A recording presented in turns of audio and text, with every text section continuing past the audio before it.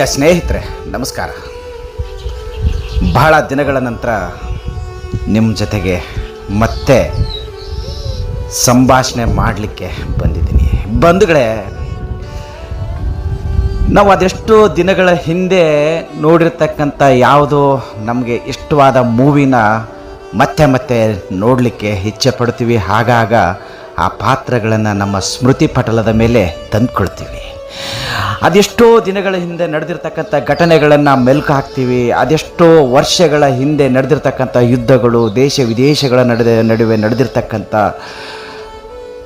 ಈ ರಾಜತಾಂತ್ರಿಕ ವ್ಯವಸ್ಥೆಗಳು, ಪ್ರೀತಿ, ಪ್ರೇಮ, ಪ್ರಣಯಗಳು, ವಿದೇಶದಿಂದ ವಿದೇಶಕ್ಕೆ ಹಾರಿ ಬಂದ ಜೋಡಿ ಹಕ್ಕಿಗಳ ಬಗ್ಗೆ ಓದ್ಕೊಂಡಿರ್ತೀವಿ. ಇವತ್ತಿಗೂ ಕೂಡ ಅದನ್ನು ನಾವು ಆಗಾಗ ನೆನ್ಪಿಟ್ಕೊಂಡಿರ್ತೀವಿ. ಕಾರಣ, ಗಂಡಸರು ತುಂಬ ಇದರಲ್ಲಿ ವೀಕ್ನೆಸ್ ಅಂತ ಹೇಳ್ಬೋದು. ಯಾಕಂದರೆ ಗಂಡಸರು ಒಂದು ಸಾರಿ ತಾವು ಪ್ರೀತಿ ಮಾಡಿದ ಹುಡುಗಿನ ಯಾವತ್ತೂ ಜೀವನದಲ್ಲಿ ಮರೆಯೋಕ್ಕೆ ಹೋಗೋದೇ ಇಲ್ಲ.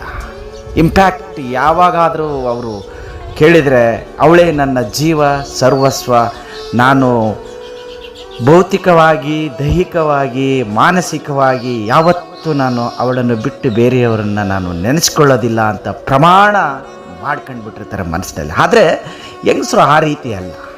ಹಾಗಂತ ಅವರು ಒಳ್ಳೆಯವರಂತಲ್ಲ. ಹೆಂಗಸರು ಅನಿವಾರ್ಯವು ಅಥವಾ ಪರಿಸ್ಥಿತಿಗೆ ಅನುಗುಣವಾಗಿ ಪ್ರೀತಿ ಮಾಡಿದ ಹುಡುಗನ ಜೊತೆ ಇರಲಿಕ್ಕಾಗದೆ ಅವರು ತಂದೆ ತಾಯಿ ನೋಡಿರುವ ಹುಡುಗನ ಕೈ ಹಿಡಿದು ಹೋಗಿ ಅವರು ಆರಾಮಾಗಿ ಇದ್ದುಬಿಡ್ತಾರೆ.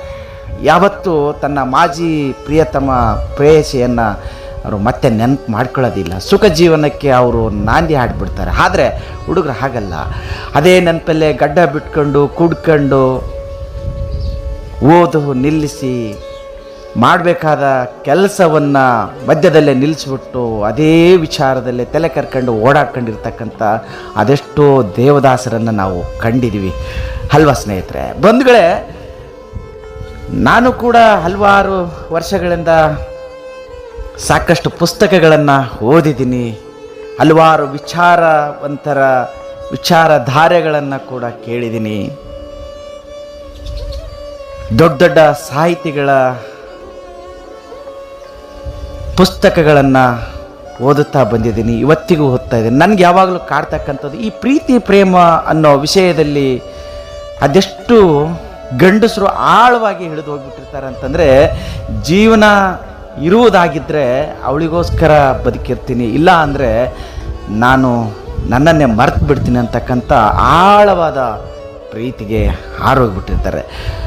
ಮಹಾನ್ ಕಾದಂಬರಿಕಾರರಾಗಿರ್ತಕ್ಕಂಥ ಹಲವಾರು ಹೆಸರುಗಳು ನನ್ನ ಹತ್ರ ಇದ್ದರೂ ಕೂಡ ಕೆಲವನ್ನು ನಾನು ಇಲ್ಲಿ ವ್ಯಕ್ತಪಡಿಸುವುದಾದರೆ, ಎಸ್.ಎಲ್. ಭೈರಪ್ಪನವರ ಕಾದಂಬರಿಗಳಲ್ಲಿ ಅದೆಷ್ಟೋ ಬಾರಿ ನಾವು ಪ್ರೀತಿ ಪ್ರೇಮನ ಕಾಣ್ತೀವಿ. ಬೇರೆ ಬೇರೆ ಕವಿಗಳ ಬರಹದಲ್ಲಿ ಕೂಡ ಕಾಣ್ತೀವಿ. ಬಂಧುಗಳೇ, ಇವು ಎಲ್ಲವುಗಳನ್ನು ನಾವು ನೋಡಿದಾಗ ಗಂಡಸರು ಯಾಕೆ ಇಷ್ಟೊಂದು ವೀಕ್ನೆಸ್ ಆಗ್ತಾರೆ? ಗಂಡಸರು ಯಾಕೆ ಎಲ್ಲವನ್ನ ನೆನಪಿಟ್ಕೊಳ್ತಾರೆ? ಗಂಡಸರಿಗೆ ಎದೆಗಾರಿಕೆ ಜಾಸ್ತಿ ಅಂತಾನ ಅಥವಾ ಹೆಂಗಸರಿಗಿಲ್ಲ ಅಂತಾನ? ಅವ್ರಿಗೆ ಇರುತ್ತೆ ಸ್ವಾಮಿ. ಆದರೆ ಅದನ್ನು ಈ ಸಮಾಜದಲ್ಲಿ ತೋರ್ಪಡಿಸ್ಕೊಂಡ್ರೆ ಅವರಿಗೆ ಕೆಟ್ಟದಾದ ಹೆಸರು ಬರುತ್ತೆ ಅನ್ನುವ ಒಂದು ಕಾರಣಕ್ಕೆ ಅವರು ಯಾವತ್ತೂ ಮುಂದೆ ಬರಲ್ಲ. ಆದ ಘಟನೆಯನ್ನು ಮರೆತು ಅವರು ಆರಾಮಾಗಿ ತಮ್ಮ ಜೊತೆಯಾಗಿರ್ತಕ್ಕಂಥ ಸಂಗಾತಿಯೊಂದಿಗೆ ಎಳೆದನ್ನೆಲ್ಲ ಮರೆತು ಬದುಕುವ ಶಕ್ತಿ ಮತ್ತು ರೂಢಿಯನ್ನು ಕರಗತ ಮಾಡಿಕೊಳ್ತಾರೆ. ಆದರೆ ಗಂಡಸರು ಯಾವುದಕ್ಕೂ ಒಗ್ಗೋದೇ ಇಲ್ಲ. ಮೊದಲ ಪ್ರೀತಿ ಕೊನೆಯ ಪ್ರೀತಿ ಆಗಲಿ ಅಂತಲೇ ಬದುಕಿ ಸಾಯ್ತಕ್ಕಂಥ ಅದೆಷ್ಟೋ ಈ ಭಗ್ನ ಪ್ರೇಮಿಗಳ ಸಂಖ್ಯೆ ಒಂದು ಏನಂತಾರೆ ಬಂಡಲ್ ಗಂಟಲೆ ನಮ್ಮ ಕಣ್ಮುಂದೆ ಕಾಣಿಸ್ತದೆ. ವಿಚಿತ್ರ ಪ್ರೇಮಿಗಳು ಕೂಡ ಇದರಲ್ಲಿ ಸಿಗ್ತಾರೆ, ಮಾನಸಿಕ ಪ್ರೇಮಿಗಳು ಕೂಡ ಸಿಗ್ತಾರೆ. ಆದರೆ ನಿಜವಾದ ಪ್ರೇಮಿಗಳು ಯಾವತ್ತೂ ತನ್ನ ಸಂಗಾತಿಗೆ ದ್ರೋಹ ಮಾಡ್ದೇನೆ ಎಲ್ಲಾದರೂ ಹೋಗಲಿ, ಚೆನ್ನಾಗಿದ್ದುಬಿಡ್ಲಿ ಅವಳು, I am not disturbing to you, I am not disturbing to her, I am not disturbing to any one ಅಂತ ಹೇಳ್ತಾ ಅವರು ತಮ್ಮ ಪಾಡಿಗೆ ತಾವು ತಮಗೆ ಮೋಸ ಮಾಡಿ ಅಥವಾ ಕೈ ಕೊಟ್ಟು ಹೋಗಿರ್ತಕ್ಕಂಥ ಪ್ರೇಯಸಿಗೆ ಶ್ರೇಯಸ್ಸನ್ನೇ ಬಯಸ್ತಾ ಕೊನೆಯವರೆಗೂ ಕಾಲ ಕಳೀತಾನಲ್ಲ, ಅವನಿಗೆ ನಿಜವಾದ ಪ್ರೇಮಿ ಅಂತಲೇ ಕರಿಬೋದು. ಅವನ ಕೈಲಾಗದವನಂತ ಅಲ್ಲ, ಅವನಿಗೆ ಏನೂ ಆಗೋದಿಲ್ಲ ಅಂತಲ್ಲ. ಯಾವ ಜೀವ ತನ್ನನ್ನು ಈ ಥರದ ಮಟ್ಟಿಗೆ ಬೆಳಿಲಿಕ್ಕೆ ಆಸರೆಯಾಗಿ ಪ್ರತಿಯೊಂದು ಹೆಜ್ಜೆಯಲ್ಲೂ ಪ್ರೋತ್ಸಾಹದಾಯಕಳಾಗಿ ಇದ್ದಕ್ಕಿದ್ದಂಗೆ ಬಿಟ್ಟು ಹೋಗ್ಬಿಟ್ಟಾಗ ಅವನಿಗೆ ಆಗ್ತಕ್ಕಂಥ ನೋವಿದೆಯಲ್ಲ, ಅದು ಯಾರಿಂದಲೂ ಕೂಡ ವರ್ಣಿಸಲಿಕ್ಕೆ ಸಾಧ್ಯನಿಲ್ಲ. ಯಾವ ಕವಿಗಳಿಗೂ ಕೂಡ ಅದನ್ನು ಬರಲಿಕ್ಕೆ ಸಾಧ್ಯ ಇಲ್ಲ. ಇವನ್ ನಾನು ಕೂಡ ಬರಲಿಕ್ಕೆ ಸಾಧ್ಯ ಇಲ್ಲ. ಅದನ್ನು ಅನುಭವಿಸಿದವನಿಗೆ ಮಾತ್ರ ಗೊತ್ತು. ಹಾಗಂತ ಅವರು ಹಾಗೆ ಇನ್ನೊಬ್ಬರಿಗೆ ಸಮಾಜಕ್ಕೆ ಮಾರಕವಾಗಿ ದ್ರೋಹ ಬಗೆತಕ್ಕಂಥ ವ್ಯಕ್ತಿಗಳಲ್ಲ. ಸಮಾಜದ ಪಾಲಿಗೆ ಸತ್ತವರಂತಿದ್ದರು ಯಾವತ್ತು ಕೆಡುಕನ್ನು ಮಾತ್ರ ಮಾಡ್ದೇ ತಮ್ಮ ಪಾಡಿಗೆ ತಾವು ಇದ್ದು ಬಿಡ್ತಕ್ಕಂಥ ಒಂದು ಸಾಧು ಅಮಾಯಕ ಪ್ರಾಣಿಯಾಗಿ ಬಲಿಪಶು ಆಗ್ತಾರೆ ಹೊರತು ಇನ್ಯಾರಿಗೂ ನೋವನ್ನು ಕೊಡೋದಿಲ್ಲ. ಆದರೆ ಜೀವನ ಸಾಗಲೇಬೇಕು ಅಂತ ಯಾವತ್ತೂ ಅವರು ಹಿಂದೇಟ ಹಾಕೋದೇ ಇಲ್ಲ. ಜೀವನ ಸಾಗಿಸ್ತಾನೆ ಇರ್ತಾರೆ, ಹೋಗ್ತಾನೆ ಇರ್ತಾರೆ. ಆದರೆ ಬದುಕಿದ್ದು ಸತ್ತವರಂತೆ ನಡೆದಾಡುವ ಶವಗಳಾಗಿ ಪರಿವರ್ತನೆಯಾಗಿರ್ತಾರೆ. ಬಂಧುಗಳೇ, ಇಷ್ಟೇ. ಜೀವನ ಪದೇ ಪದೇ ಹುಟ್ಟಿ ಬರ್ತದೋ ಇಲ್ವೋ ಗೊತ್ತಿಲ್ಲ. ಆಗ ನಾವು ಮತ್ತೊಮ್ಮೆ ಬಂದಾಗ ಪ್ರೇಮಿಗಳಾಗ್ತೀವಿ, ಜೋಡಿ ಆಗ್ತೀವಿ, ಮತ್ತು ಜೀವನ ನಡೆಸ್ತೀವಿ ಅಂತಕ್ಕಂಥ ಭರವಸೆ ಅಂತರೂ ಯಾರಿಗೂ ಇಲ್ಲ.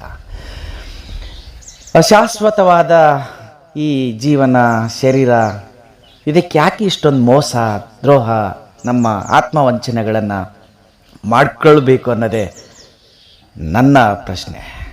ಬಂಧುಗಳೇ, ಬಂದಿರ್ತೀರಿ. ಬಂದಾಗ ಯಾವುದು ನಮ್ಮ ಆತ್ಮಕ್ಕೆ ಇಷ್ಟವೋ, ಯಾವುದು ನಮ್ಮ ಮನಸ್ಸಿಗೆ ಹತ್ತಿರವೋ ಅದನ್ನು ನಾವು ಅಳವಡಿಸ್ಕೊಂಡು ಬದುಕೋದಿದೆಯಲ್ಲ, ಆ ಬದುಕು ನಿಜವಾಗ್ಲೂ ಅದ್ಭುತವಾದದ್ದು. ಅದು ಅವರಿಬ್ಬರ ಪಾಲಿಗೆ ಸ್ವರ್ಗ, ಅದರಂತೆ ಇರುವವರ ಪಾಲಿಗೆ ಜೀವಂತ ಸ್ವರ್ಗವೇ ಸರಿ ಅಲ್ವಾ ಸ್ನೇಹಿತರೆ? ಇದೇ ಥರನಾದ ಹಲವಾರು ವಿಚಾರಗಳೊಂದಿಗೆ ಮತ್ತೆ ತಮ್ಮನ್ನು ಭೇಟಿಯಾಗ್ತಾ ಇರ್ತೀನಿ. ಇಂತಿ ನಿಮ್ಮ ಪ್ರೀತಿಯ ಡಾಕ್ಟರ್ ನಂದು ಪೂಜಾರಿ.